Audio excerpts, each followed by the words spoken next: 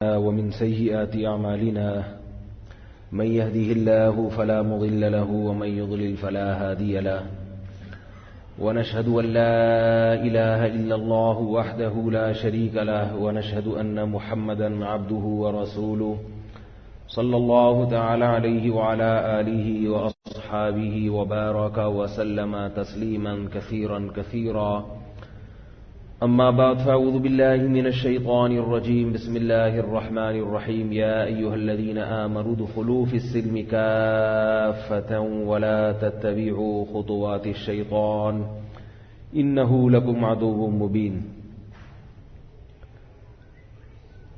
وقال النبي صلى الله عليه وسلم الكيس من دان نفسه وعمل لما بعد الموت. زندگی کی گھڑیاں بہت تیزی سے گزر رہی ہیں اور ہر آنے والا دن ہمیں قبر کے قریب کر رہا ہے، مجھے بھی اور آپ کو بھی. ایک دن آنے والا ہے کہ آپ لوگ کہیں گے کہ مولوی صاحب ہوتے تھے الفلاحیہ مسجد میں ممبر پہ بیان کیا کرتے تھے، ابھی تو ہیں بیان کیا کرتے ہیں، ایک دن کیا ہو جائے گا تھے. اور میرے ہیں سے تھے ہونے تک آپ میں سے بہت سے ہیں سے تھے ہو چکے ہوں گے. میرے مرنے تک پتہ نہیں کتنے آپ میں سے زندہ رہتے ہیں، کتنے مر چکے ہوتے ہیں. اور جو میرے مرنے سے پہلے آپ لوگوں میں سے زندہ رہ گئے، جو پھر میرے بارے میں یہ کہیں گے کہ وہ ہوا کرتے تھے، تو جو زندہ رہیں گے وہ بھی ہمیشہ نہیں رہیں گے، کچھ دنوں میں وہ بھی ہیں سے کیا بن جائیں گے؟ بولو بھائی. ابھی تو بول رہے ہیں، جب تھے ہوں گے تو پھر بولنے کا بھی موقع نہیں ہوگا. ابھی زندگی ہے، ہیں تھے بول دیں. جو دنیا سے جا چکے وہ تو بیچارے اس قابل بھی نہیں ہے کہ یہ تبصرہ کر سکیں، بیان میں سر ہلا سکیں، یا ہاں یا نہ یا تھے یا ہیں بول سکیں. کیا خیال ہے بھائی؟ یہ ایک ایسی حقیقت ہے موت جس کا کوئی انکار نہیں کر سکتا، اس میں اختلاف نہیں ہے. نہ دیوبندی بریلویوں کا کوئی اختلاف ہے اس میں، حیرت کی بات ہے. نہ اہل حدیث اور غیر مقلد اور مقلد کا کوئی اختلاف نہیں ہے. ایگزامینیشن ہال ہے جس میں لا کے ہم سب کو اللہ نے بٹھا دیا، پرچہ تھما دیا اور بتایا کہ کچھ سوالات ضروری ہیں، کچھ آپشنل ہیں، اور پرچہ ہر ایک کو مختلف دیا گیا ہے، ہر ایک کی استعداد کے لحاظ سے، صلاحیت کے لحاظ سے. علماء کے پاس جو پرچہ ہے وہ الگ ہے، عوام کے پاس جو پیپر ہے امتحان کا وہ الگ ہے. اب جب ایگزامینیشن ہال میں آپ کو پرچہ تھما دیا جائے تو آپ اپنے حساب سے پرچہ لوگے یہ دوسرے کے حساب، دوسرے والا پرچہ اپنے پاس لا کے رکھو گے؟ ظاہر ہے ٹائم کم ہے، مقابلہ سخت ہے، تو اپنے سوالات کو فوکس کرو گے، دائیں بائیں جھانکنے کی کوشش نہیں کرو گے. اب مسئلہ یہ ہو گیا ہے کہ ایگزامینیشن ہال میں جو جس کی فیلڈ نہیں ہے وہ اس میں ٹانگ اڑا رہے ہیں اور اپنے ضروری سوالات سے غافل ہو رہا ہے. آپ دیکھیں گے ہمارے اس دور میں مسائل کے معاملے میں ہر آدمی فنٹر بنا ہوا ہے. کسی سے بحث کروا لو رفع الیدین کی، رفع الیدین نہ کرنے کی، آمین زور سے آہستہ، ہر آدمی فنٹر بنا ہوا ہے. لیکن اس سے جو قیامت کے دن جو ضروری سوالات ہوں گے ان سوالات کی طرف اس کی توجہ نہیں. اس سے سوال یہ ہوگا کہ رات کی تنہائیوں میں کیا کیا کرتے تھے. لوگوں کے سامنے تو اللہ سے ڈرتے تھے، کیا تنہائی میں بھی اللہ سے ڈرتے تھے یا نہیں ڈرتے تھے؟ اپنے والدین کی خدمت کر کے جنت حاصل کرنے کی کوشش کی یا نہیں کی؟ رسول اللہ صلی اللہ علیہ وسلم نے ارشاد فرمایا کہ جس نے بوڑھے والدین کو پایا اور ان کی خدمت کر کے جنت اپنے اوپر لازم نہ کی، اس پر اللہ کی لعنت ہے. تو ان لوگوں کو دیکھ لیں جو مجتہد بنے ہوئے ہیں، جو فیلڈ علماء کی ہے اس میں بھی کیا کرتے ہیں؟ ٹانگ اڑاتے ہیں. لیکن نہ اللہ کے حقوق کی طرف توجہ، نہ مخلوق کے حقوق کی طرف توجہ. ایک صاحب حیات ممات کے مسئلے میں بہت بڑے فنٹر تھے. حیاتی مماتی، یہ حیات النبی ممات النبی، بہت فنٹر، بڑے ماہر. میں نے ان کو ایک دفعہ نصیحت کی، میں نے کہا چھوڑ دو، ان چکروں میں نہیں پڑو. انسان بن کے سیدھے سیدھے مسلمان بن کے زندگی گزارو، اس میں نہیں اپنی صلاحیتوں کو برباد کرو. تو کہنے لگے کہ یہ بہت ضروری عقیدہ ہے، یہ عقائد ضروریہ میں سے ہے، اس کے بغیر ہم مسلمان نہیں ہو سکتے. تو اللہ تعالیٰ بعض دفعہ ایسی دلیل ذہن میں ڈالتے ہیں، میں قرآن و حدیث سے دلیل لیتا نا سمجھ میں نہیں آتی ان کے. ہر آدمی میں قرآن حدیث میں مسائل کا جو چیپٹر ہے نا وہ سمجھنے کی صلاحیت ہر آدمی میں نہیں ہوتی. یہ بات پبلک کی سمجھ میں نہیں آ رہی ہے. پبلک سمجھتی ہے کہ ہم بھی قرآن و حدیث میں جو مسائل کا چیپٹر ہے وہ سمجھ سکتے ہیں. قرآن و حدیث میں یہ واقعہ میں بھول نہ جاؤں، یہ جو گٹی پکڑ کے رکھے ذرا اس کی، تاکہ جہاں سے بات چلی ہے نا وہیں سے. کیونکہ میں جیسے ہی ہماری گاڑی کراچی اسٹیشن سے نکلتی ہے نا، درمیان میں بہت سارے ٹریک آنا شروع ہو جاتے ہیں. اور جیسے پاکستان کی ٹرین ہر ٹریک پہ، ہر اسٹیشن پہ رکتی ہے نا، تو ہماری بھی ایسے ہی کچھ یہاں عادت ہو گئی ہے. عوام جو ہے نا اپنے آپ کو قرآن و حدیث کے معاملے میں، مسائل کے معاملے میں جاہل ماننے کے لیے تیار نہیں ہے. بس ایک آیت یاد کی ہوئی ہے، وَلَقَدْ يَسَّرْنَا الْقُرْآنَ لِلذِّكْرِ فَهَلْ مِن مُدَّكِرٍ. ہم نے قرآن کو نصیحت کے لیے آسان کر دیا، کوئی ہے سمجھنے والا؟ کہتے ہیں جب قرآن جب آسان ہے تو مولویوں سے پوچھنے کی ضرورت نہیں ہے. بیچاروں کو اس آیت کا مطلب نہیں آتا، باقی قرآن کیا آئے گا. یعنی جو آیت یہ بتا رہی ہے کہ ہم نے قرآن کو آسان کیا، اس کی تفسیر جس کو نہیں آتی وہ باقی قرآن کیا سمجھے گا. اللہ نے قید لگا دی ہے، یہ نہیں کہا وَلَقَدْ يَسَّرْنَا الْقُرْآنَ كُلَّهُ، ہم نے پورے قرآن کو آسان کر دیا. نا نا نا نا نا، قرآن نے خود بتایا ہے وَلَقَدْ يَسَّرْنَا الْقُرْآنَ لِلذِّكْرِ، نصیحت کے لیے آسان کیا ہے. لِلْمَسَائِلِ الْفِقْهِيَّةِ، فقہی مسائل کے لیے. ایسا نہیں ہے کہیں قرآن میں. نصیحت کی جو چیزیں ہیں، عبرت کی جو باتیں ہیں، وہ قرآن میں بہت آسان ہیں. ان کے لیے کسی مفتی یا عالم کے پاس جانے کی ضرورت نہیں. نصیحت کی باتیں جیسے حضرت موسیٰ علیہ السلام کا واقعہ کہ اللہ نے نافرمانوں کو سزا دی، فرما برداروں کو برتری دی. اللہ تعالیٰ نے دنیا پرستوں کو ہمیشہ ناکام کیا ہے، پیغمبروں کی اتباع کرنے والوں کو ہمیشہ کامیاب کیا ہے. یہ عبرت کی باتیں. آخرت، اللہ کے وجود اور اللہ کی قدرت کے دلائل. هو الذی خلق من الماء بشرا، دیکھو اس نے پانی سے بوند سے تمہیں بنایا. فجعلہ نسبا وصہرا، عزت کتنی دے دی اس نے، خاندان میں پیدا کیا، ددیال ننیال سسرال والا خاندان لگا دیا. یہ وہ باتیں ہیں جن کو سن کے اللہ کی محبت پیدا ہوتی ہے، اللہ کا خوف پیدا ہوتا ہے. یہ نصیحت کہلاتی ہیں یہ باتیں. دیکھو باپ جب اپنے بیٹے کو سمجھاتا ہے تو کبھی تو وہ سمجھانا نصیحت کی باتیں ہوتی ہیں، کبھی کوئی چیپٹر پڑھا رہا ہوتا ہے اس کو. اگر وہ نصیحت کی بات کرے گا تو بہت آسانی سے بچے کی سمجھ میں آئے گی، کیونکہ نصیحت کی بات ہمیشہ آسان ہوتی ہے تو سمجھ میں آتی ہے. اب باپ اپنے بیٹے کو سمجھا رہا ہو کہ بیٹا بڑوں کے تجربے سے فائدہ اٹھاؤ، بڑوں کی زندگی بڑوں سے پوچھ کے چلا کرو، کیونکہ ہمارا تجربہ تمہارے تجربے سے زیادہ ہے. اب یہ بہت آسان الفاظ ہے نا اس کے لیے. ایسی نصیحت باپ بیٹے کو کر رہا ہے کہ بیٹا وہ ڈکشنری کھول کے بیٹھا ہوا ہے کہ ابا نے جو یہ لفظ کہا تھا اس کا مطلب کیا ہے، اور یہ جو سینٹنس استعمال کیا اس میں سبجیکٹ کیا ہے، آبجیکٹ کیا ہے، ورب کیا ہے، ایکٹیو وائس کیا ہے، پیسو وائس کیا ہے. تو وہ نصیحت کا فائدہ ہوگا. نصیحت انتہائی آسان الفاظ میں ہوتی ہے.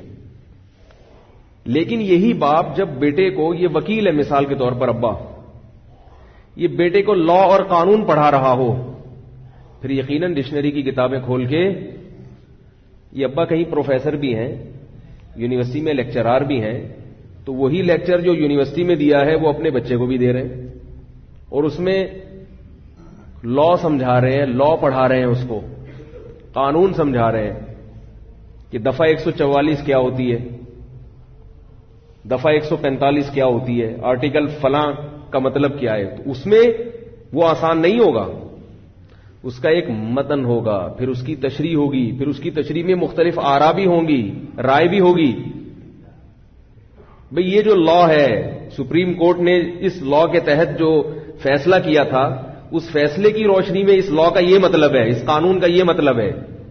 73 کے آئین کی جو فلاں شق ہے، اس شق کا مطلب کیا ہے، تو سپریم کورٹ نے جو فیصلہ کیا ہے اس کے مطابق اس کا یہ مطلب ہے. ممکن ہے اس پر کوئی اعتراض ہو کہ نہیں، پہلے سپریم کورٹ کا فیصلہ یہ نہیں تھا، وہ تھا.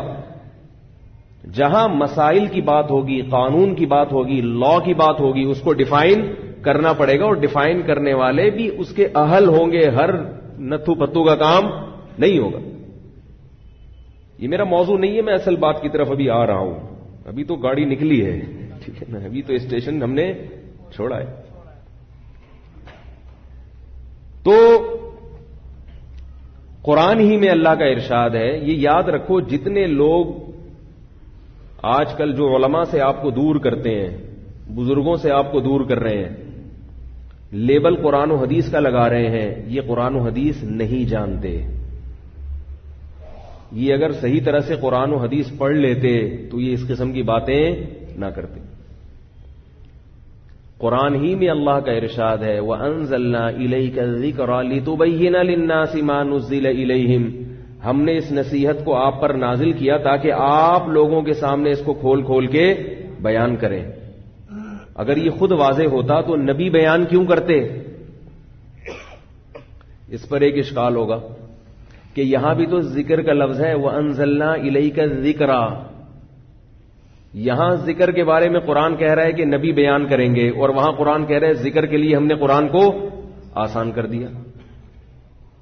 تو یاد رکھو، یہاں یہ جو دوسری آیت میں نے پڑھی ہے، یہاں ذکر سے مراد قرآن ہے، کیونکہ قرآن کا ایک نام ذکر بھی ہے.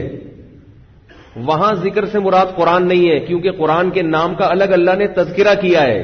تو پتا چلا کہ اگلا لفظ ذکر، اس سے قرآن کا ایک مخصوص موضوع مراد ہے، پورا قرآن مراد نہیں ہے.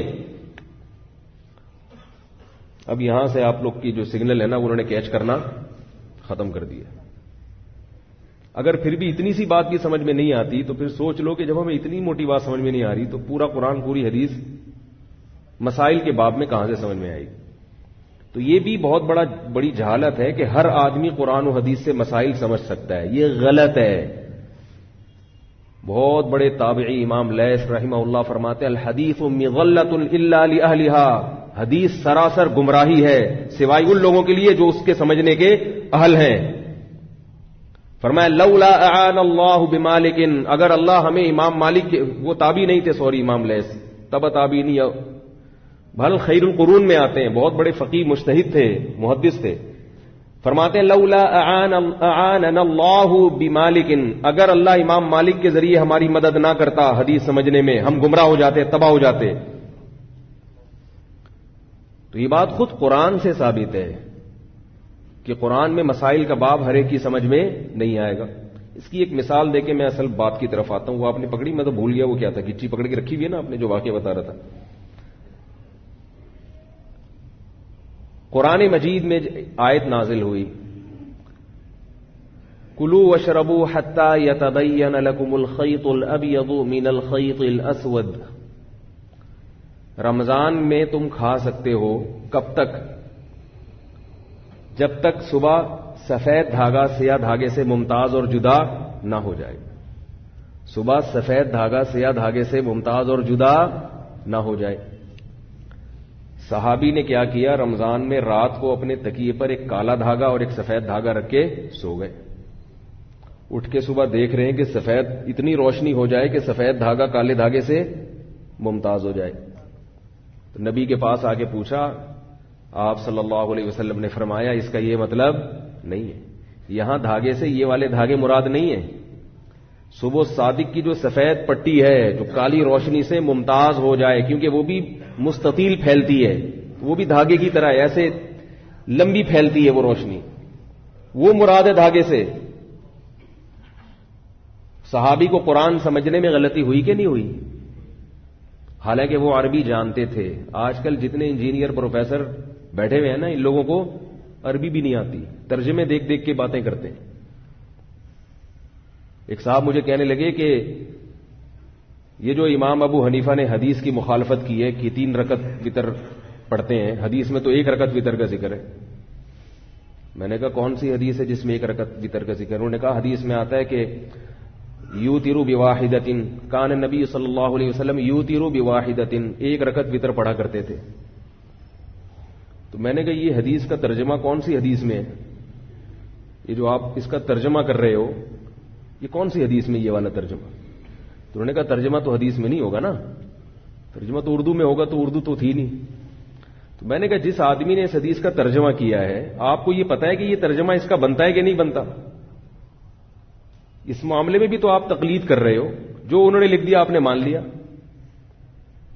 یو تیرو کا یہ مطلب لینا، ہمیشہ یہ مطلب لینا کہ 1 رکعت وتر پڑھتے تھے، یہ مطلب لغت میں جو یو تیرو کا اصل مطلب ہے او ترا یو تیرو ایتارن، جفت کو طاق بنا دینا.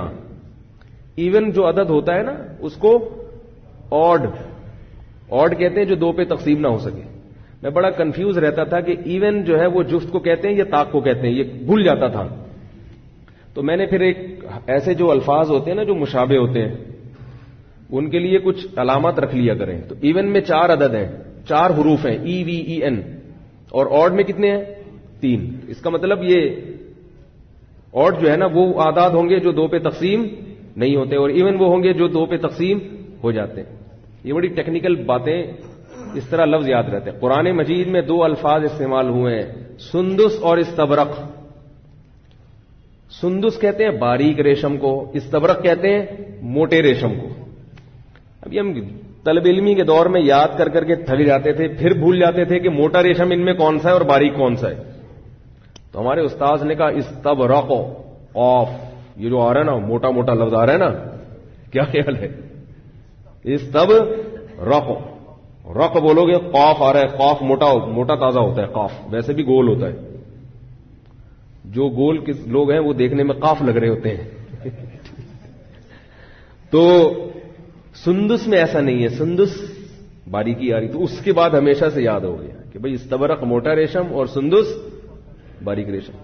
اسی طرح ایک لفظ ہے رمل اور ایک لفظ ہے عربی میں رمل.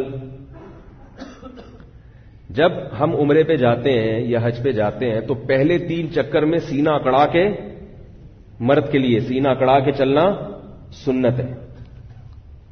اور کسی حدیث میں عورت کو سینہ اکڑا کے چلنے سے منع نہیں کیا گیا، مگر پوری امت کا اجماع ہے کہ عورت رمل نہیں کرے گی. اس سے پتہ چلتا ہے کہ ہر مسئلہ حدیث میں بیان نہیں ہوتا. کسی حدیث میں عورت کو مردوں کی طرح رکوع کرنے سے منع نہیں کیا گیا، اس کے باوجود چاروں ائمہ کا اتفاق ہے کہ عورت مردوں کی طرح رکوع نہیں کرے گی، سمٹ کے کرے گی، کیونکہ وہ عورت ہے. وہ اکڑ کے نماز نہیں پڑھے گی، وہ سردے میں اپنے سرین کو نہیں اٹھائے گی. وہ عورت کا عورت ہونا ظاہر کرے گی کہ میں عورت ہوں، مرد نہیں ہوں. تو جن چیزوں کا تعلق پردے سے اور حیا سے ہے اس میں عورت تمام باتوں میں مرد سے خود بخود جدا ہے. سمجھ میں آ رہی ہے بات؟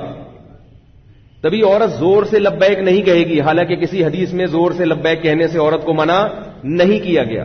یہ جو لوگ کہتے ہیں نا کہ صلو کما رأیتمونی اصلی، نبی نے فرمایا جیسے میں نماز پڑھتا ہوں ایسے پڑھو، تو نبی نے یہ بھی تو فرمایا حج جیسے میں نے کیا ویسے کرو، خذوا عنی مناسککم، جیسے میں نے حج کیا ایسے کرو.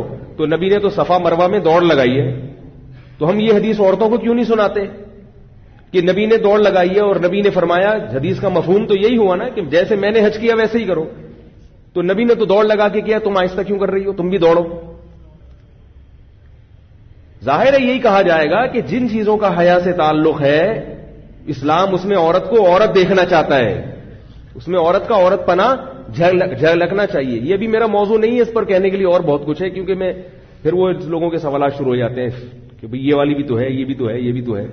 تو ابھی اس کو فی الحال ہم یہ درمیان میں آ رہے ہیں، گولے گنڈے والے بھی آ رہے ہیں، گرمنڈے. وہ تو جب ٹرین چلتی ہے تو آپ کو پتا ہے اسٹیشن پہ پھر ہر آدمی ٹرین پہ تو چڑھتا ہے نا. تو اب تو وہ ٹرینوں میں آوازیں ہی نہیں آتی، گرمنڈے پہلے زمانے میں کھڑکیاں کھلی ہوتی تھی ٹرین کی, دھول مٹی آ رہی ہوتی تھی, اور اب تو ٹرینیں بھی بڑی لگژری سی ہو گئی ہیں. وہ مزہ ہی ٹرین کا ختم ہو گیا, بیٹھو آرام سے لاہور پہنچ گیا, تو مزہ ہی نہیں آیا. پہلے ہم چھکا چھک کرتے ہوئے جاتے تھے, لیٹرین میں پہنچنا ایک بہت بڑا مجاہدہ ہوتا تھا. واش روم کے باہر غریبوں کی ایک پوری لائن ہوتی تھی جو بغیر ٹکٹ سفر کر کے وہاں سو رہے ہوتے تھے. ان غریبوں کو پھلانگتے ہوئے جانا, ان سے ریکویسٹ کرنا, پھر وہاں جانا اور پانی بھی مل جانا, اتنی سکون ملتا تھا, لوگ ریلیکس ہو جاتے تھے کہ یار اللہ کی اتنی نعمتیں. کیونکہ ٹینشن کے بعد جو سکون ملتا ہے تو اس سکون کی اس سکون میں جو لذت اور مزہ ہے وہ بغیر ٹینشن والے سکون میں نہیں ہے. تو خیر میں یہ کر رہا تھا, کیا بات تھی جو ابھی میں یہاں سے جو موضوع ذہن میں لے کے بیٹھو نا تو پھر وہ اسی پہ کنٹینیو رہتا ہے آدمی. لیکن یہ بھی علمی باتیں ہیں, یہ الگ موضوع کے تحت پھر آتی. ہاں میں کر رہا تھا کہ دیکھو صحابی رسول نے آیت کا مطلب غلط سمجھا. اس پر قرآن مجید کی آیت نازل ہوئی, ایک لفظ نازل ہوا من الفجر, فرمایا کلوا واشربوا حتی یتبین لکم الخیط الابیض من الخیط الاسود من الفجر کا لفظ نازل ہوا تاکہ دوبارہ کسی کو کنفیوژن نہ ہو. من الفجر یعنی فرمایا کہ اس سے مراد کیا ہے, فجر کی روشنی ہے, دھاگے مراد نہیں ہے. یہاں ایک سوال پیدا ہوتا ہے کہ قرآن یہ کنفیوژن پہلے ہی دور کر دیتا تاکہ یہ نوبت ہی نہ آتی. ایک لفظ صحابی کے نہ سمجھنے کی وجہ سے بعد میں نازل کیا جا رہا ہے, تو اللہ تو عالم الغیب ہے, اللہ پہلے ہی کنفیوژن دور کر دیتے, من الفجر ہی نازل کر دیتے. کیا خیال ہے بھائی؟ تو بھائی اللہ اگر پہلے کر دیتے نا نازل, تو یہ فلسفہ پھر سمجھ میں ہمارے لیے آپ کو سمجھانا بہت مشکل ہوتا کہ اللہ کے بیان کے بغیر یا نبی کے بیان کے بغیر قرآن سمجھ میں نہیں آتا. یہ بات پھر سمجھ میں نہیں آتی. سمجھ میں آ رہی؟ اب آ گئی سمجھ میں یا اب بھی نہیں آئی؟ شکر ہے. تو اور وراثت کے مسئلے جتنے بھی ہیں آپ قرآن سے براہ راست نکال کے دکھا دو. حالانکہ وراثت کو تو قرآن نے بڑی ڈیٹیل سے بیان کی ہے, لیکن پھر بھی بڑی مشکل ہے. قرآن مجید میں ہے کہ فَإِنْ كَانَتَا فَوْقَ اثْنَتَيْنِ فَلَهُنَّ ثُلُثَا مَا تَرَكَ. باپ مر جائے, بیٹا کوئی نہ ہو اور 2 سے اوپر بیٹیاں ہوں تو ان کو 2/3 وراثت ملے گی. 2 سے اوپر ہو تو کیا ملے گی؟ 1/3, 2/3, 66.66%. وَإِنْ كَانَتْ وَاحِدَةً فَلَهَا النِّصْفُ. اگر ایک بیٹی ہو تو اس کو آدھی ملے گی. 2 کو کتنی ملے گی؟ قرآن نے کیا کہا؟ 2 سے اوپر ہو تو 66.6%, 1 ہو تو 50%. 2 کا تو تذکرہ ہی نہیں ہے. لیکن 2 کو بھی کتنی ملیں گی؟ 66%. 1 سے اوپر جتنی ہوں گی 66.66% لے لیں گی وہ, اور 1 اگر ہوگی تو سب فتویٰ یہی دیتے ہیں. لیکن یہ مسئلہ قرآن سے اس طرح سے, جب تک آپ مفسرین کی تفسیر نہیں پڑھو, اس کا مفہوم کیا ہے, حدیث کا مطلب کیا ہے, آپ نہیں پڑھو, صرف لفظی الفاظ سے آپ مسئلہ مستنبط نہیں کر سکتے. سمجھ میں آ رہی ہے بات کہ نہیں آ رہی؟ اب کوئی پروفیسر مستقبل میں پیدا ہو سکتا ہے, وہ یہ دعویٰ کر سکتا ہے کہ 2 بیٹیوں کو 66% نہیں ملے گا کیونکہ قرآن میں آ رہا ہے کہ 2 سے اوپر ہوں گی تو ملے گا. اس کا مطلب 2 سے کم ہوں گی تو نہیں ملے گا. پھر یہی مطلب نکلتا ہے نا. کل کوئی نیا پروفیسر یہ بھی پھینک سکتا ہے مارکیٹ میں آ کے. اس لیے ایک اصول یاد رکھو, کبھی بھی اجماع امت سے اعتراض مت کرو. اجماع امت سے جو ہے نا کبھی بھی آپ نے ہٹنا نہیں ہے. خیر, وہ جو گچی پکڑی تھی, میں یہ عرض کر رہا تھا کہ ایگزامینیشن ہال میں آپ بیٹھے ہوئے ہیں, ضروری پیپر جو عوام کے لیے ضروری ہیں ان کی طرف توجہ نہیں ہے. رفع الیدین کے جھگڑے اچھی طرح آپ کو رٹے ہوئے ہیں. جس چیز کا قبر میں سوال ہوگا اس کے کو فوکس نہیں کیا جا رہا, اس کو فوکس نہیں کیا جا رہا. تو میں واقعہ بتا رہا تھا, ایک صاحب کو میں سمجھا رہا تھا یار یہ حیات ممات کے جھگڑوں میں مت پڑو. تو وہ کہہ رہے نہیں یہ ضروری ہے. تو میں نے ان سے کہا کہ اچھا آپ کی بیوی حیاتی ہے یا مماتی ہے؟ اس نے کہا اس بیچاری کو کیا پتا یار یہ کیا ہوتا ہے, یہ تو مولویوں کے آپس کے جھگڑے ہیں, اس بیچاری کو کیا پتا. تو میں نے کہا جب اس بیچاری کو نہیں پتا اور پھر بھی آپ کے خیال میں وہ جنت میں جا سکتی ہے تو آپ بھی اگر بیچارے بن جاؤ تھوڑے دنوں کے لیے. بیچارے لوگ جنت میں پہلے جائیں گے, جو فنٹر ہے نا وہ پھنسے ہوئے ہوں گے. حقیقت بتا رہا ہوں, جو سیدھے سادے بیچارے ہوں گے جو کہیں گے ہمیں کچھ نہیں آتا. تبلیغ والوں کی ایک سب سے بڑی خوبی کیا ہے, وہ اپنے آپ کو کبھی بھی عالم مفتی نہیں مانتے, بلکہ ان کے تو علماء کو بھی ہم نے دیکھا ہے کہ آپ اگر مسئلہ پوچھنے جائیں نا کسی تبلیغ میں کسی عالم کے پاس تو وہ اپنے سے سینئر کی طرف کہتے ہیں بھائی ان سے پوچھو, مجھ سے نہیں پوچھو, میں کچھ نہیں ان کے مقابلے میں, ان سے پوچھو ان سے.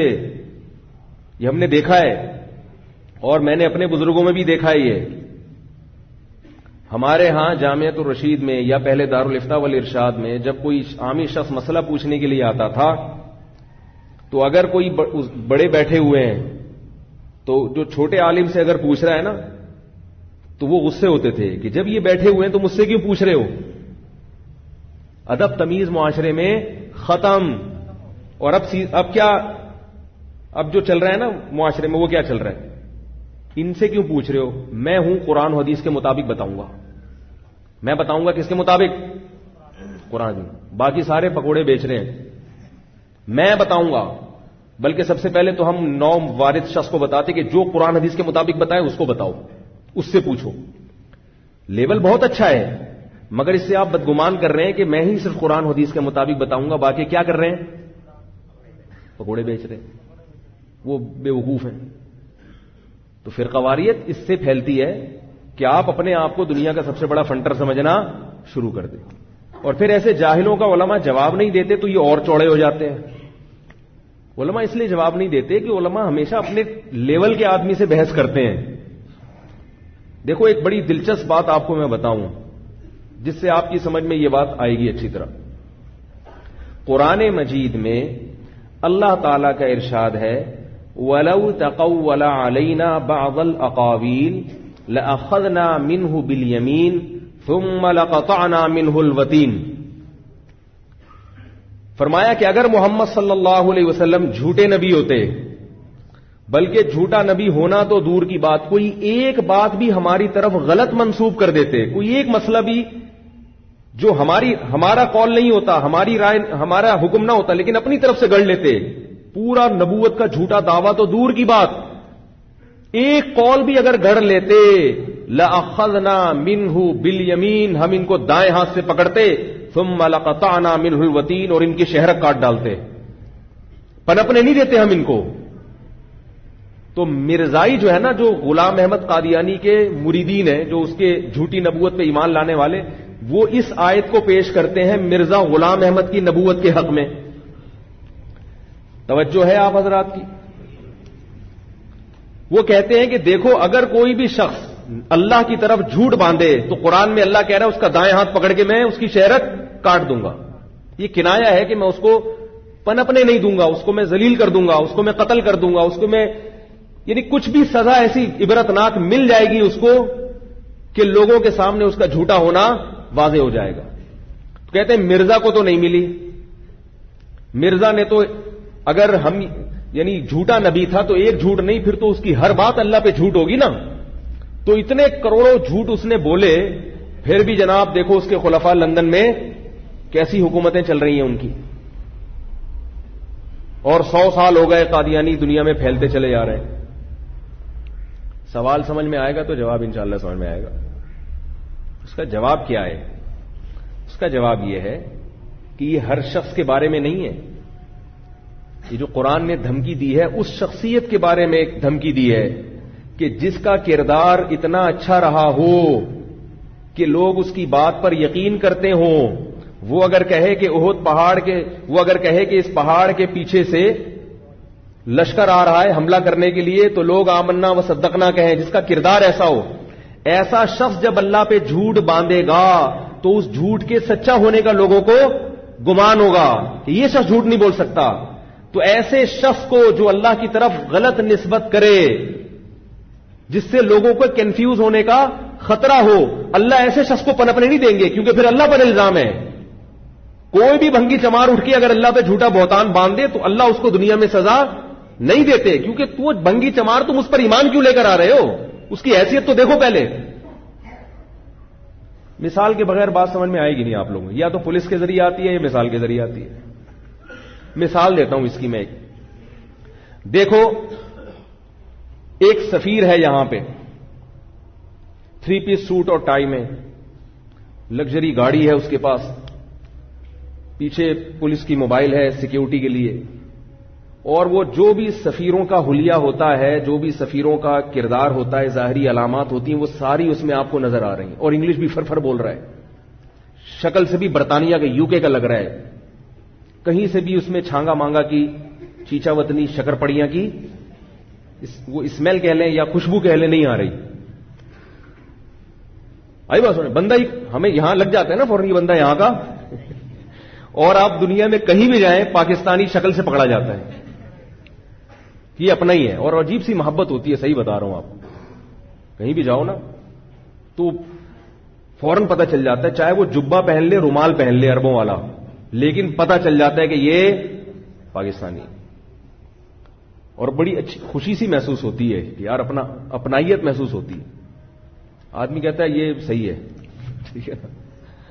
تو اب یو کے بورن معلوم ہو رہا ہے وہ آدمی, UK کی پیدائش والا, انگلش بھی فرفر, اور وہ چمڑی بھی اس کی گوروں جیسی, بال بھی بالکل سنہری بال ہیں, پورا گیٹ اپ کیسا ہے, ایسا جیسے سفیروں کا اور UK کے برطانیہ کے سفیروں کا ہوتا ہے. وہ آ کے ایک پریس کانفرنس کر رہا ہے اور برطانیہ کی طرف سے بیان ریکارڈ کروا رہا ہے کہ بھائی حکومت برطانیہ پاکستان کو یہ پیغام دینا چاہتی ہے. اگر وہ جھوٹا ہوگا برطانیہ اس کو چھوڑے گا, فوراً اخبار میں اناؤنس کرے گا, ریڈیو پہ اعلان کرے گا, ٹیلی ویژن میں کہ ہمارا اس بندے سے کوئی تعلق نہیں ہے, پبلک دھوکہ کھانے کی کوشش نہ کرے, ہم اس کے ذمہ دار نہیں ہیں. پھر بھی باز نہ آیا تو عبرتناک سزا ملے گی اس کو, کیونکہ لوگ کنفیوز ہو رہے ہیں. اور ایک وہ آدمی ہے جھاڑو ہاتھ میں, دھوتی بنیان میں گھوم رہا ہے, محلے کے گٹر صاف کر رہا ہے, صحیح ہے نا. اس گٹر سے گھستا ہے, دوسرے گٹر سے نکلتا ہے صفائی کر کے, خود کبھی نہیں نہایا. یہ کہتا ہے, بیان جاری کرتا ہے اسی حلیے میں کہ میں برطانیہ کا سفیر ہوں, مجھے UK نے بھیجا ہے اور میں پاکستان کے سفیر سے ملاقات کرنا چاہتا ہوں, یہ پیغام دے کے. جتنا بڑا بھی جلسہ کر لے, برطانیہ اس کی مذمت میں یا اس کی تردید میں اعلان کرے گا, بولے گا یہ کون ہے. برطانیہ کہے گا کہ میں نے اگر اس کی نفی بھی کی نا تو میری وجہ سے یہ مشہور ہو جائے گا. ابھی تو بالکل بھی عزت نہیں ہے, لیکن تھوڑی عزت اور. تو اس پر جو ایمان لانے والے ہیں, اس کو میرا سفیر سمجھنے والے, وہ مخنچو ہیں, وہ اتنے گرے ہوئے لوگ ہیں, ان کی مینٹل اپروچ اتنی کم ہے کہ مجھے وضاحتی بیان جاری کرنے کی ضرورت نہیں, جس نے گمراہ ہونا ہے ہو جائے. تو یاد رکھو, نبی کا بھی ایک گیٹ اپ ہوتا ہے, وہ ظاہری حلیہ نہیں ہوتا. اللہ کسی ہر شخص کو نبوت نہیں پکڑا دیتے. انبیاء کی زندگی نبوت سے پہلے بھی بے داغ ہوتی ہے اور نبوت کے بعد بھی بے داغ ہوتی ہے. ہر شخص کو نبوت نہیں ملتی, ہر نیک آدمی کو نبوت نہیں ملتی. 40 سال کی عمر میں محمد صلی اللہ علیہ وسلم کو نبوت ملی, موسیٰ علیہ السلام کو 40 سال کی عمر میں نبوت ملی. اس سے پہلے کی زندگی وہ لوگوں کے سامنے دلیل ہوتی ہے, گواہ ہوتی ہے وہ زندگی اس بات پر کہ یہ جھوٹ نہیں بول سکتے. عیسیٰ ابن مریم کو بچپن میں نبوت ملی, مگر بغیر باپ کے اللہ نے پیدا کیا اور ماں کی گود میں اپنی ماں کی پاک دامنی کی گواہی دلوائی. دودھ پیتا بچہ لوگوں کو نماز اور زکات کا حکم دے رہا ہے. ایسی بے داغ سیرت, ایسا خوبصورت کردار, ایسے خوبصورت کردار کا آدمی اگر اللہ پہ ایک جھوٹ بھی باندھے, اللہ فرماتے ہم اس کو پنپنے نہیں دیں گے, کیونکہ اس کی دعوت پر اس کی دعوت سے لوگ کنفیوز ہو رہے ہیں. لوگ وہ سمجھیں گے کہ اللہ کا کلام ہے, حالانکہ وہ اللہ کا کلام نہیں ہوگا. رہا مرزا غلام احمد قادیانی کا معاملہ, تو اس کی سیرت بے داغ بولو بھائی نہیں, کیونکہ ایسا شخص ہی نہیں تھا کہ اس میں کوئی ایسی چیزیں ہوں کہ اس کو دیکھ کر اس پر لوگ ایمان لے کر آئیں. اس کی کیا دلیل ہے کہ اس کا کردار خراب تھا؟ سوال پیدا ہوتا ہے. بھائی بات یہ ہے کہ مولوی صاحب آپ کو کہاں سے پتا چل گیا؟ آپ کیا مرزا کے دور میں پیدا ہوئے تھے ہے بھائی؟ آپ کو کیسے پتا چلا کہ اس کا کردار بہت اچھا تھا، وہ نیک آدمی تھا، اس کی نیکی اور طہارت اور تقوی کی وجہ سے اللہ نے نبوت اس کے شانے پہ رکھ دی؟ اس کے کردار کے غلط ہونے، اس کے 2 نمبر آدمی ہونے، کرپٹ ہونے، بد کردار ہونے کی سب سے بڑی دلیل یہ ہے کہ آپ مرزائیوں سے مرزا غلام احمد قادیانی کے کیریکٹر اور کردار پہ اگر بحث کرنا چاہو، مرزائی زہر کا پیالہ پی لے گا، مگر مرزا کی نبوت پہ بحث کرے گا، اس کے کردار پہ بحث بولو نا بھائی. یہ مشاہدہ ہے، یہ کتابوں کی پڑھی ہوئی، یہ میرا ذاتی مشاہدہ ہے. اور خاص طور پہ جو ختم نبوت میں جو لوگ لگے ہوئے ہیں علماء، ان سے آپ پوچھیں وہ بھی آپ کو یہی کہیں گے. مرزائی اس پر مناظرے کے لیے تو آمادہ ہوں گے کہ وہ نبی تھا یا نہیں تھا، اس پر آمادہ کبھی نہیں ہوں گے کہ وہ شریف انسان بھی تھا یا بولو نا یار. وہ ڈائریکٹ نبوت سے شروع کرتے ہیں، پہلے وہ نبوت کو منوائیں گے، پھر جب نبی مان لیا تو شریف تو پھر فرض کرنا ہی پڑے گا نا. کہ پھر نبی کے تو ہر الٹے کام کو بھی، جو جھوٹا نبی ہے وہ جب سچا مان لیا تو ہر الٹے کام کو آپ کو صحیح کرنا پڑے گا اس کو. تو نبوت سے پہلے کیا ہے؟ شرافت ہے.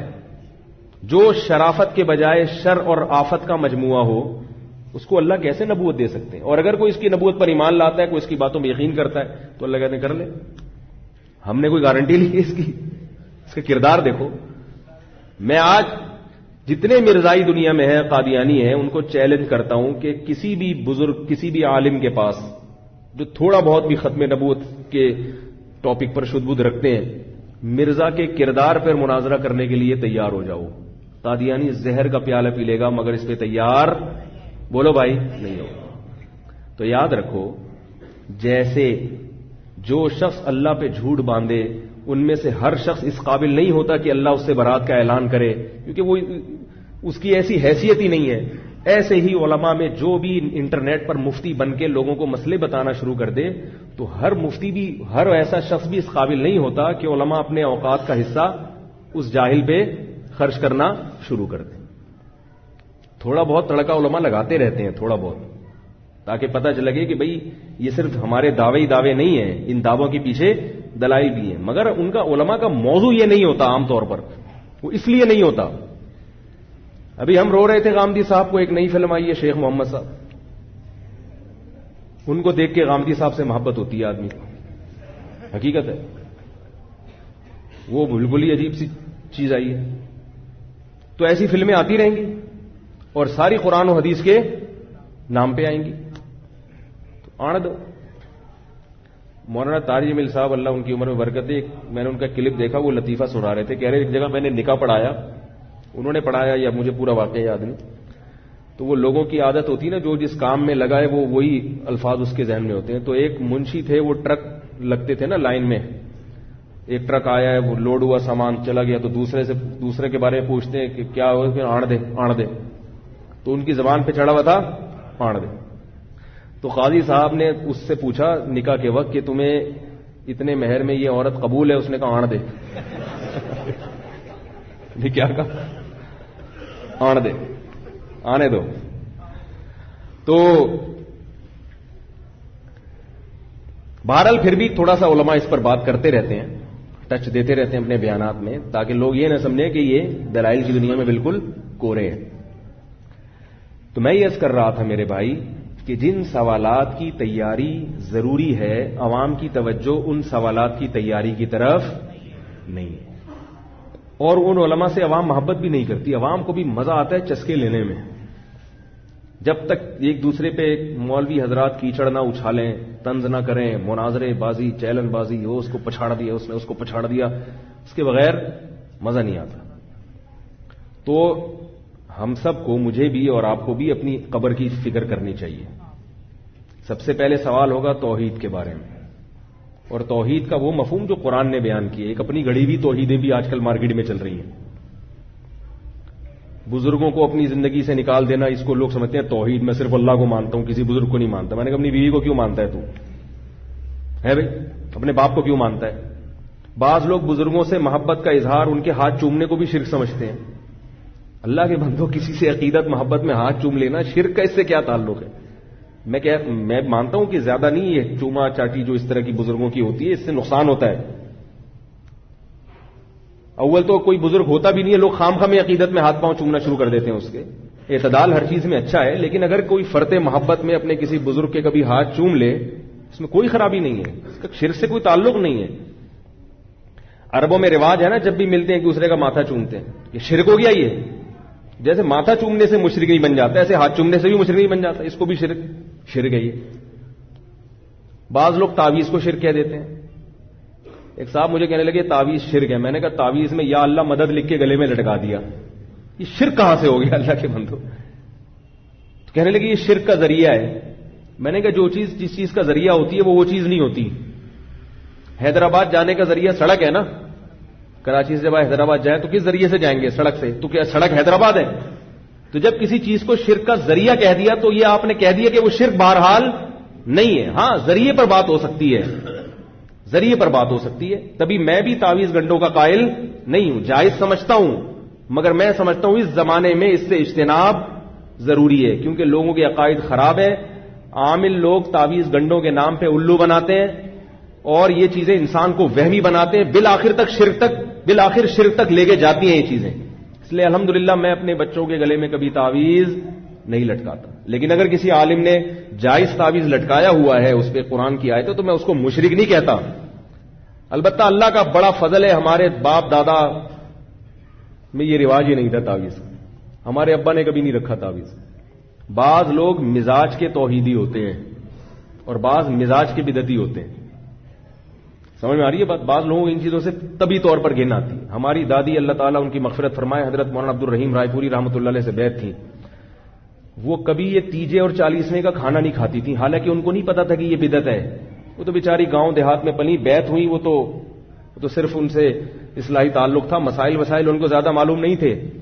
لیکن کہیں بھی کسی میت کے گھر سے کھانا آتا تھا کبھی نہیں کھاتی تھی. کہتی مجھے مردوں کے کھانوں سے ویسی گھن آتی. بات آ رہی؟ ان کو آپ کوئی دلائل سے نہیں قائل کر سکتے کہ یہ جائز ہے یا ناجائز ہے. وہ کہیں جائز ہوگا تمہارے لیے ہوگا, یہ مردوں کے کھانے ہمارے حلق سے نہیں اترتے. تھوڑی سی غیرت بھی کوئی چیز ہوتی ہے نا, کیا خیال ہے؟ تو یہ جو تعویذ گنڈے والے لوگ ہیں نا, جائز ہونے ایک الگ چیز ہے, مگر یہ تعویذ گنڈے والوں میں آپ کو توکل کبھی نظر نہیں آئے گا. یہ ہمیشہ ان پر اللہ کا کچھ ایسا عذاب آتا ہے کہ یہ ہمیشہ اسی پلیتوں میں لگے رہتے ہیں. انگوٹھے میں الگ دھاگا بندھا ہوگا, کالا سا پٹا گلے میں پڑا ہوگا, اور یہاں ایک کچھ باندھا ہوا ہوگا, اور پھر گھول کے بھی کچھ پی رہے ہوں گے صبح شام. ساری زندگی اسی میں. اللہ کا بڑا فضل ہے, ہمارے سارے کام اللہ دعاؤں سے پورے کر دیتے ہیں. ہمارے بچے کبھی بیمار ہو, ہم دعا مانگتے ہیں اللہ سے, الحمدللہ اللہ شفا دے دیتا ہے. ڈاکٹر سے علاج کراتے ہیں, ایک محلے کے ڈاکٹر ہیں, وہ سارے بچوں کے پورے رول نمبر کے حساب سے انہوں نے یاد کیے, کون سا پیس ہے, یہ 3 نمبر والا پیس ہے. اللہ نظر سے بچائے. بس اتنا سورہ فلق سورہ ناس پڑھ لیتے ہیں, دم کر لیتے ہیں. مجھے بہت لوگوں نے کہا کہ آپ یوں کریں, آپ ایسا کریں, آپ عاملوں کے خلاف بہت بولتے ہیں, یہ کچھ کر دیں گے. میں نے کہا ان کا باپ بھی کچھ نہیں کر سکتا. کیا خیال ہے؟ ان سے تو ڈرو ہی نہیں. جن چڑیل بھوت سے, جو عامل جو جن چڑیل بھوت سے دھمکی دیتے ہیں نا, اس سے تو ڈرو. شیر سے ڈر لو, گدے سے بھی کبھی کبھار ڈر لگتا ہے, لات نہ مار دے. کتے سے ڈر لگتا ہے, میں اپنی بات کر رہا ہوں, کبھی کبھار مجھے کتے سے بھی ڈر لگتا ہے کہ یار کہیں حملہ ہی نہ کر دے. حتیٰ کہ کبھی کبھار بکرے سے بھی ڈر لگتا ہے کہ ٹکر نہ مار دے. اور بیوی سے تو سب مسلمانوں کو ڈر لگتا ہے. ہر چیز جو دنیا کے ڈراتی ہے, ہم بھی ڈرتے ہیں الحمدللہ. انسان ہے, ہم کوئی لوہے اور فولاد کے بنے میں نہیں. اندھیرے سے بھی بعض دفعہ ڈر لگتا ہے. قبرستان میں آپ رات کو اندھیرے میں جا کے بیٹھو تو کتنا ہی بڑا فنٹر ہو, تھوڑا سا ڈر لگے گا. اللہ کا بڑا فضل ہے, میں کبھی عامل سے, چاہے دیوبندی ہو, چاہے کسی بزرگ کا خلیفہ ہو, چاہے اس کے ماتھے پہ تہجد کے نشانات ہوں, چاہے اس کو 100 بزرگوں سے خلافتیں ملی بھی ہوں, اپن نہیں مانتا بھائی, ہم نہیں مانتے. اس پہ میں بہت دلائل لے چکا ہوں, لیکن اگر کسی کو دلیل سمجھ میں نہیں آئے تو کانفیڈنس بھی ایک دلیل ہوتی ہے. کہ ایک آدمی ممبر پہ بیٹھ کے اتنی کانفیڈنس سے بات کر رہا ہے, اس کا مطلب کچھ بات میں دم ہے. کانفیڈنس بھی دلیل ہوتی ہے بعض دفعہ. حضرت ابو بکر نے حضرت عمر رضی اللہ تعالیٰ عنہ کا کسی رائے میں اختلاف ہوا تھا. حضرت عمر رضی اللہ تعالیٰ عنہ نے کہا کہ قرآن کو جمع کیا جائے. حضرت ابو بکر نے کہا جو کام نبی نے نہیں کیا میں وہ کیوں کروں, جو کام نبی نے نہیں کیا میں وہ کیوں کروں. حضرت عمر نے فرمایا آپ کو کرنا پڑے گا. اتنے بغیر دلیل کے حضرت عمر کانفیڈنس سے بات کرتے رہے, کرنا پڑے گا, ورنہ قرآن ضائع ہو جائے گا. ابو بکر فرما رہے ہیں کہ بھائی اگر ضائع ہونے کا خطرہ تھا تو نبی نے کیوں نہیں کیا یہ کام. حضرت عمر دلیل نہیں دے رہے، حضرت فرمایا نہیں کرنا پڑے گا ورنہ ضائع ہو جائے گا. اتنا زور سے اصرار کیا. ابو بکر فرماتے اللہ نے مجھے شرح صدر کر دیا کہ بھائی یہ عمر صحیح کہہ رہا ہے.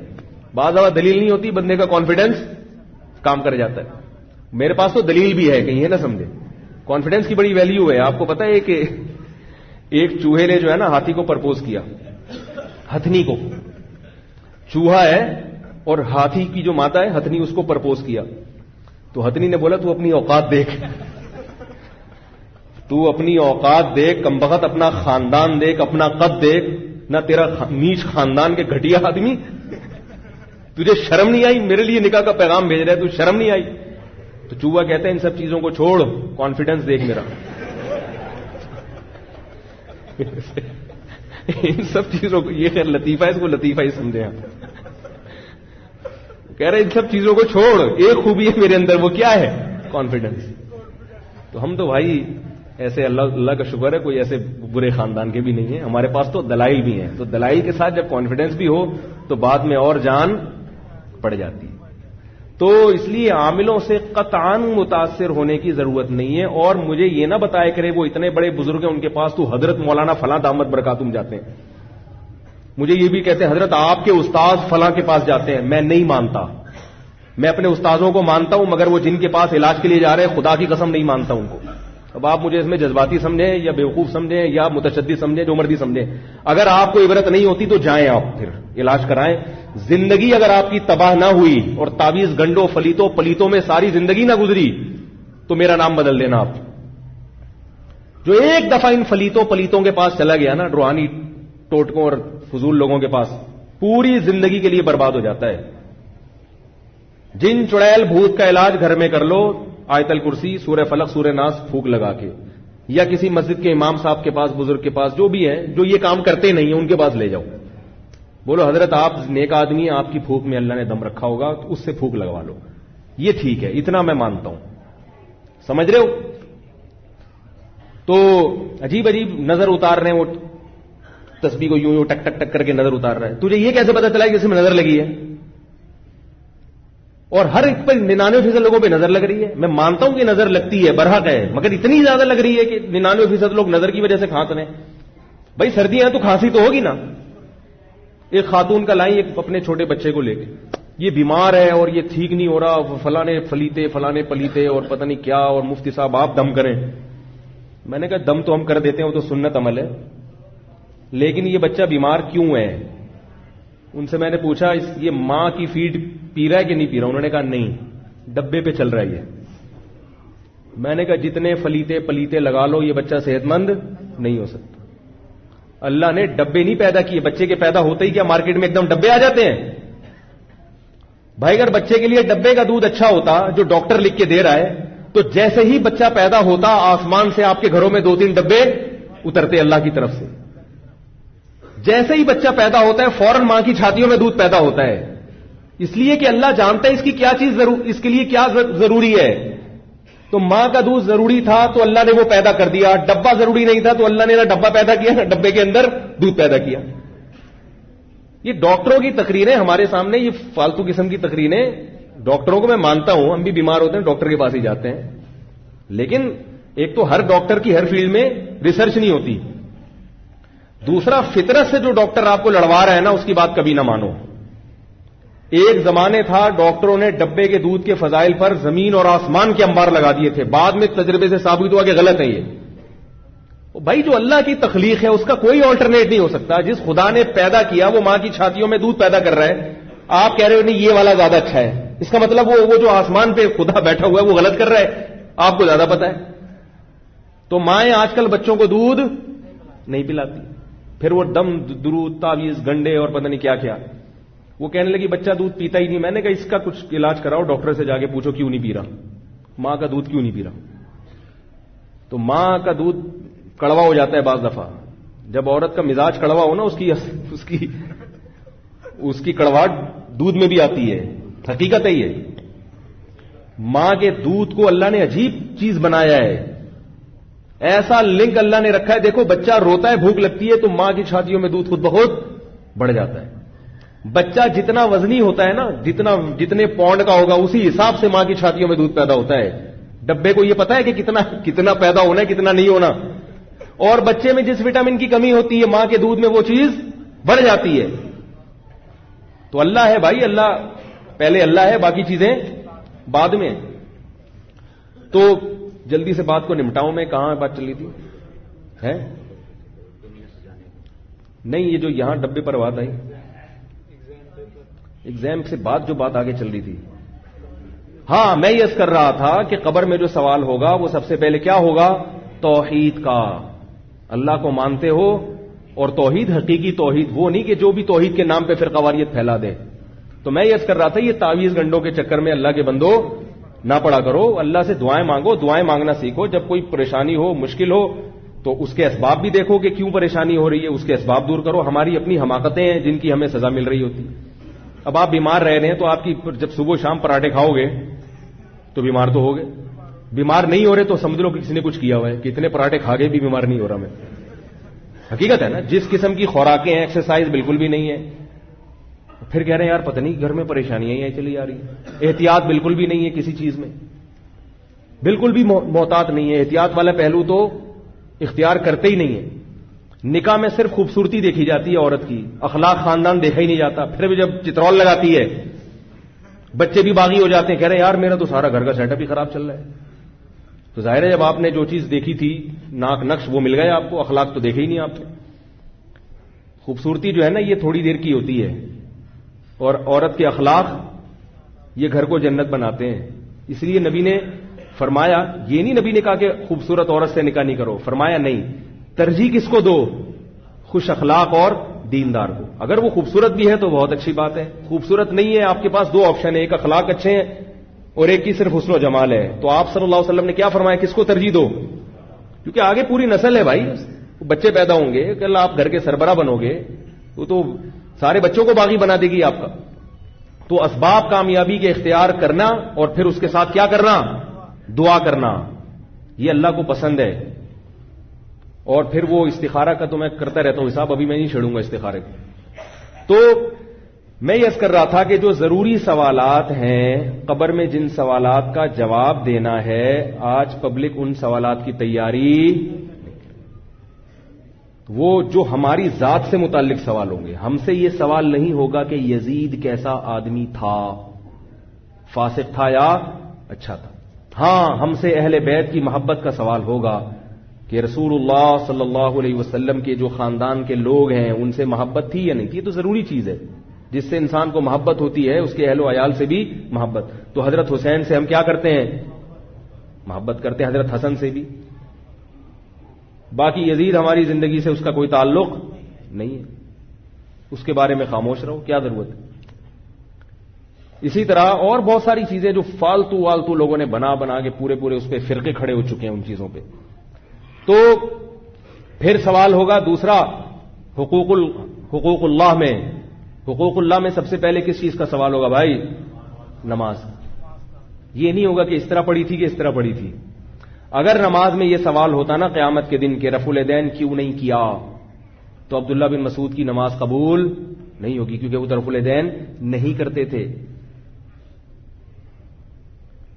اور مصنف ابن ابی شیبہ میں ہے، کانا اصحاب علی وابن مسعود لا يرفعون ایدیہم فی الصلاۃ. عبداللہ بن مسعود اور حضرت علی کے شاگرد رفع الیدین نہیں کرتے تھے. یہ تو سارے شاگردوں کی نماز ضائع.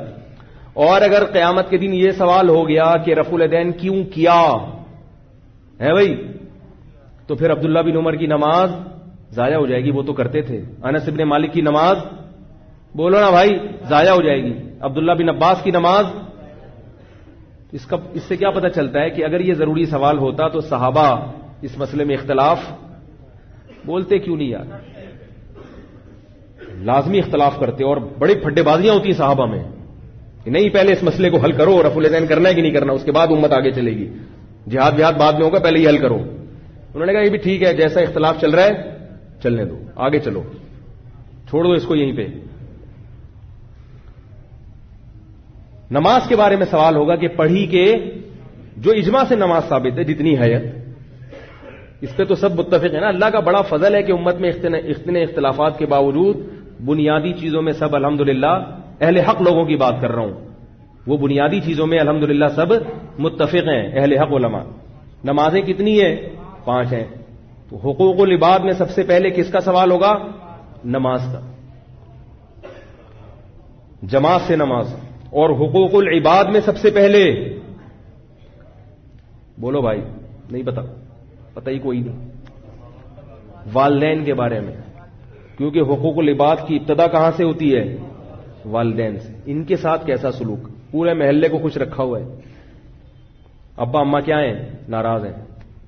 اور یاد رکھو جہاں باپ اور ماں کی بات آتی ہے تو دادا دادی اور نانا نانی اس میں اس مفہوم میں خود بخود داخل ہوتے ہیں، خود بخود داخل ہوتے ہیں. پھر حقوق العباد کی مختلف نوعیتیں ہیں. نوعیتیں کیا مطلب؟ خوش اخلاقی بھی حقوق العباد میں آتی ہے، خرچ کرنا بھی حقوق العباد میں آتا ہے. آپ اگر خوش اخلاقی سے بات نہیں کر رہے، بد اخلاق ہیں، تو آپ صلی اللہ علیہ وسلم نے فرمایا بد خلق آدمی، حدیث کا مفہوم ہے، اللہ سے بھی دور ہوتا ہے اور لوگوں سے بھی دور ہوتا ہے. وہ کما قال صلی اللہ علیہ وسلم. اور آپ صلی اللہ علیہ وسلم نے فرمایا جس کے اخلاق سب سے اچھے ہوئے قیامت کے دن سب سے میرے قریب وہ ہوگا. بات جو بھی کرتا ہے ایسا کرتا ہے جیسے ہمارے معاشرے میں دیکھ لیں ڈنڈا کھینچ کے مار.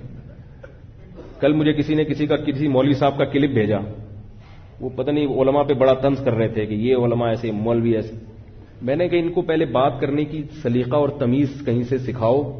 پھر مجھ سے تو سنا نہیں جاتا ہے، میں 1 منٹ سن کے بند کر دیتا ہوں، کان پھٹنے ہوتے جو ہے نا گدھوں کی طرح چیخ رہے. یہ اخلاق ہے. تو اور پھر طنز بھی ہو، اس میں کیچڑ بھی عزتیں بھی اچھالی جا رہی ہوں. کہتے ہیں نا کہ ایک مشہور ہے نا کہ بھائی شکل اچھی نہ ہو تو کم سے کم بات تو اچھی کر لے آدمی. تو بات بھی گندی اور اسٹائل بھی گندا، اور لوگ واہ واہ واہ واہ سبحان اللہ واہ واہ. یہ قرآن حدیث ہر فرقے میں ہوتے ہیں. میرا مقصد کسی خاص فرقے کی نہیں، ہر فرقے میں ایسے لوگ ہوتے ہیں، ہر مسلک میں ایسے لوگ ہوتے ہیں. تو خوش اخلاقی، آپ صلی اللہ علیہ وسلم نے فرمایا یہ جو بد اخلاقی ہے نا غصے سے شروع ہوتی ہے. ہر آدمی ہر وقت ناک پہ مکھی بٹھا کے گھوم رہا ہے. سب سے پہلے میرے کام ہو، سب سے پہلے پیٹرول میں جو ٹینکی میں جو ہے نا پیٹرول میری گاڑی میں سب سے پہلے ڈالا جائے. میں تو دیکھ رہا ہوتا ہوں پیٹرول پمپ پہ، کبھی میں بائک لے کے کھڑا ہوں تو ذرا سے جگہ ملے دوسرا آگے گھس جاتا ہے بھائی فوراً آگے گھس جائے گا وہ. لیکن سارے ایسے نہیں ہوتے الحمدللہ، اچھے لوگ بھی ہیں، وہ کہتے ہیں نہیں جی پہلے آپ. تو ایسے بھی ہیں، لیکن تو انسان کے کردار کو پہچاننا 2 منٹ کا کام ہوتا ہے. آپ پیٹرول پمپ کی لائن میں، بل کی لائن میں کھڑے ہو کر 2 منٹ میں پتہ چل جاتا ہے کہ کون کتنے پانی میں. بہت زیادہ مشکل کام نہیں ہے یہ. تو خوش اخلاقی ہے. اور پھر مال خرچ کرنا یہ بہت بڑا فریضہ ہے. ہم اپنے مال کے پورے مالک نہیں ہیں. اللہ نے فرمایا تمہارے مال میں حصہ ہے رشتہ داروں کا. ایک آدمی کی پوری تنخواہ اسی پہ اگر خرچ ہو رہی ہے، اللہ اس سے خوش نہیں ہو سکتا. قل ما انفقتم من خیر فللوالدین والاقربین. خرچ کرنا ہے جن میں سب سے پہلے والدین اور پھر سب سے پہلے قرابت دار. والدین اور قرابت دار اگر محتاج ہوں تو ان پہ خرچ کرنا فرض ہے. لیکن بیوی بچوں کو اللہ نے الگ پروٹوکول دیا کہ وہ محتاج نہ بھی ہوں تو ان پہ باپ کو خرچ کرنا پڑے گا، کیونکہ یہ کیا ہے؟ ان کا باپ ہے. والدین کا باپ نہیں ہے، اولاد ہے. اور بچوں کا کیا ہے؟ باپ. اور عورت کا کیا ہے؟ شوہر.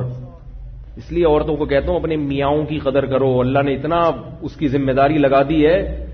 اللہ نے تمہارے میاؤں کو ایسا بنایا، اللہ نے کہا کہ تمہاری بیوی کروڑپتی بھی ہے تو تجھے کھلائے گا کون؟ تیرا شوہر. اس کو میں نے گھر کا بڑا بنا دیا. ساری زندگی تیری خبر گیری تیرا شوہر کرے گا. والدین تو رخصت کر دیتے ہیں، اب ذمہ داری ختم. پوری زندگی کی ٹینشن کون اٹھاتا ہے بھائی؟ شوہر اٹھاتا ہے. اور یہ جو مشرقی شوہر ہیں، مسلمان شوہر، ان کی اگر عظمت خواتین کو سمجھ میں نہیں آتی، یورپ میں جا کے دیکھو. وہاں کے شوہر بڑے اچھے ہیں، خوش اخلاق ہیں، ہر بات تھینک یو سے شروع کرتے ہیں. تھینک یو پہ جیسے ہمارے ہوتے ہیں نا وظیفہ شروع میں 11 دفعہ، درود شریف آخر میں 11 دفعہ. تو انگریز جب بھی بات شروع کرے گا مسکرا کے تھینک یو کے ذریعے، درمیان میں کچھ رپورٹ پیش کرے گا بڑے مزے سے، بہت اچھے اخلاق کے ساتھ، اور آخر میں پھر کیا کہے گا؟ تھینک یو کہہ کے. جاب سے بھی نکالیں گے تو تھینک یو کہہ کے نکالیں گے. اتنے اچھے اخلاق. بھائی تھینک یو، اب آپ جا سکتے ہیں، آپ یہ سگنیچر کر دیں یہاں پہ، آپ مستعفی ہو جائیں، آپ اتنے اچھے اخلاق. اور ہمارے یہاں جاب پہ بھرتی بھی کریں گے نا تو تمیز سے نہیں کریں گے، دھمکی سے شروع کریں گے بات، پہنچ جانا کل صبح 8 بجے. تو لیکن اتنے اچھے اخلاق کے باوجود بیوی پہ خرچ کرتے ہیں؟ نہیں کرتے. بچوں پہ خرچ کرتے ہیں؟ اس لیے کہتا ہوں بھائی آخرت میں انشاءاللہ اتنے نالائق ہونے کے باوجود مسلمان اوپر ہوں گے انشاءاللہ. اس لیے کہ کوالٹیز جو ہے نا آج بھی مسلم میں الحمدللہ من حیث، میں یہ نہیں کہہ رہا ہر چیز میں مسلمان ان سے اچھے ہیں، میں یہ نہیں کہہ رہا ہر چیز میں ان سے اچھے نہیں ہیں، بعض چیزیں ان کی اچھی ہیں، لیکن من حیث القوم جو مسلمان کی خوبیاں ہیں وہ ان سے بہت بھاری ہے. جب قیامت کے دن ترازو تولا جائے گا اس میں مسلمانوں کی جو چند خصوصیات ایسی ہیں ان کا وزن انشاءاللہ بہت بھاری ہوگا. ان خوبیوں میں ایک یہ بھی ہے کہ مسلمان مرد پوری زندگی بیوی بچوں کی ٹینشن اٹھاتا ہے. کبھی نہیں ایسا ہوگا کہ جتنا مرضی بیوی کے علاج پہ خرچ کرنا پڑے کرتا ہے. یہ جو شریف لوگ ہیں، آپ لوگ کی بات کر رہا ہوں میں، سارے تو نالائق تو ہر جگہ بھی ہوتے ہیں، وہ ساری زندگی اٹھائے گا ٹینشن. جب باپ نے ایک دفعہ بیٹی کو رخصت کر دیا کس کی ذمہ داری شروع؟ شوہر کی. اس کو فالج بھی ہو جائے عورت کو، اس کو لقوہ بھی ہو جائے. ہمارے معاشرے میں الحمدللہ اب تک میجورٹی ایسی ہے کہ اس کو چھوڑتی نہیں ہے. میں رکھو اس کو، اب یہ میری ذمہ داری ہے، اس کو بھی کھلاؤں گا، اس کے بچوں کو بھی کھلاؤں گا. اس لیے میں کہتا ہوں خواتین سے اگر میاؤں سے کبھی اونچ نیچ ہو جایا کرے تو ان کی میاؤں پہ صبر کیا کریں. کہہ رہی یہ میاؤں کیوں کر رہا ہے، دھاڑ کیوں رہا ہے؟ جب اتنا کر رہا ہے تو تھوڑی سی برداشت بھی تو کرو نا، اس کی برداشت کر لو بیچارے کی. تو حقوق العباد میں سوال کس کا ہوگا؟ ابدأ بمن تعول، فرمائے جو تمہارے اہل و عیال ہیں، بیوی بچے ہیں، ان پر سب سے پہلے ان کی ذمہ داری، تم ذمہ داری پوری کر رہے ہو یا نہیں کر رہے، اس کا کہاں سوال ہوگا؟ قبر میں سوال ہوگا. میت کو تو دفنا کے لوگ چلے جاتے ہیں، بڑے اچھے تھے، بیچارے کا حال کیا ہو رہا تھا یہ اللہ ہی بہتر جانتا ہے. ساری چیزیں نکل رہی ہوتی ہیں کہ بھئی تو اتنی تنخواہ بچا کے کہاں رکھتا تھا، یہ بتا خرچ کیوں نہیں کیا تو نے، ہے بھائی؟ نبی صلی اللہ علیہ وسلم نے فرمایا جیسا خود کھاتے ہو ایسا گھر والوں کو کھلاؤ، جیسا خود پہنتے ہو ایسا ہی گھر والوں کو پہناؤ. تو یہ سوال ہوگا. پھر گناہوں کے بارے میں سوال ہوگا. یعلم خائنۃ الاعین وما تخفی الصدور، فرمایا آنکھوں کی خیانت کو وہ جانتا ہے. یہ جو آنکھ مٹکے ہو رہے ہیں، انٹرنیٹ پر بیہودہ فلمیں دیکھی جا رہی ہیں یا بدنظری کی جا رہی ہے آفس میں ادھر ادھر، اللہ نے فرمایا فمن ابتغى وراء ذلك، تمہارے لیے صرف تمہاری بیوی کو بنایا ہے، اس کے علاوہ کہیں اور دیکھنے کی اجازت نہیں ہے. جتنی مرتبہ دیکھو گے اتنی مرتبہ آنکھوں کا حساب دینا پڑے گا. اور اللہ نے آنکھ کے بارے میں فرمایا کہ آنکھ کی خیانت کو جانتا ہے، اس لیے کہ آنکھ جتنی جلدی خیانت کرتی ہے جسم کا کوئی اور عضو ایسے خیانت نہیں کرتا، کیونکہ وہ پکڑا جاتا ہے فوراً. آنکھ سے جو نظر ہے نا، آپ کسی کو گردن گھما کے دیکھیں گے پتہ چل جائے گا، لیکن آنکھ سے دیکھیں گے پتہ نہیں چلتا. آنکھیں تو گھومتی رہتی ہیں انسان کی، بدنظری آنکھوں سے ہوتی ہے. اس لیے اللہ نے فرمایا کہ آنکھوں کی خیانت وہ جانتا ہے. تو بھائی یہ وہ سوالات ہیں کہ کھایا کمایا، نبی صلی اللہ علیہ وسلم فرمائے جب تک انسان کے قدم، انسان 4 باتوں کا جواب نہ دے قیامت کے دن اس کے پاؤں اپنی جگہ سے نہیں ہلیں گے. ان میں ایک سوال یہ بھی ہے مال کہاں سے کمایا اور کہاں خرچ کیا. ہیپی نیو ایئر میں تو نہیں اڑا دیا مال سارا ہے بھائی؟ پٹاخوں میں، شب برات کے پٹاخوں میں تو نہیں اڑا دیا، نائٹ کلبوں میں تو نہیں اڑا دیا، میوزیکل شو میں تو نہیں اڑا دیا. یہ سوال ہوگا. یہ بھی سوال ہوگا کہاں سے کمایا، حلال کمایا، یہ سوال. اور پھر حلال کما کے اس حلال کو بھی غلط جگہ خرچ کرنے کی اجازت نہیں ہے. تو بھائی یہ ساری چیزیں ہیں. ہم غلام ہیں اپنے آپ کو، ہمیں چاہیے کہ ہم غلام سمجھیں. نہیں سمجھیں گے تو موت کا فرشتہ آئے گا، قبر میں اتار کے چلا جائے گا، پھر پتہ چلے گا کہ کیا پایا اور کیا کھویا. تو وہ شاعر نے کہا نا، ہو رہی ہے عمر مثل برف کم، چپکے رفتہ رفتہ دم بدم. تو میں بھی موت کے قریب جا رہا ہوں، آپ بھی موت کے قریب جا رہے ہیں. ایک زمانہ آئے گا نہ ہم ہوں گے نہ آپ ہوں گے. کوئی اور مولوی صاحب یہاں بیٹھے ہوئے ہوں گے اور کوئی اور مجمع یہاں بیٹھا ہوگا. آج جو میں باتیں کر رہا ہوں وہ والے مولوی صاحب کر رہے ہوں گے، اور آپ جو باتیں آج سن رہے ہیں وہ اگلی نسل وہی باتیں سن رہی ہوگی. اور جیسے ہم بدعمل ہیں اور آپ بھی بیچارے ہم جیسے ہی معلوم ہو رہے ہیں، ٹھیک ہے، پچھلوں کے تجربوں سے فائدہ نہیں اٹھا